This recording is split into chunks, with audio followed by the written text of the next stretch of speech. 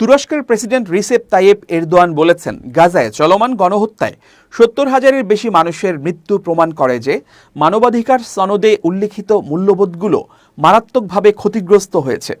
মানবাধিকার দিবস উপলক্ষে দেয়া এক বিবৃতিতে একথা বলেন তিনি আরও বলেন, দুর্ভাগ্যজনকভাবে আন্তর্জাতিক সম্প্রদায়ের সব প্রচেষ্টা সত্ত্বেও গাজা ও অধিকৃত ফিলিস্তিনি ভূখণ্ডে নির্যাতন এখনও অব্যাহত আছে। জাতিসংঘের সর্বজনীন মানবাধিকার ঘোষণাপত্র গৃহীত হওয়ার ৭৭তম বার্ষিকীতে তুরস্কের জনগণ এবং মানবাধিকার পরিবারের সব সদস্যকে শুভেচ্ছা জানিয়ে এরদোয়ান বলেন, মানবজাতির যৌথ মূল্যবোধের প্রতিফলন এই গুরুত্বপূর্ণ দলিল আজও জন্মগত অধিকারের সুরক্ষা নিশ্চিতকারী বৈশ্বিক অঙ্গীকার হিসেবে তার মর্যাদা ধরে রেখেছে।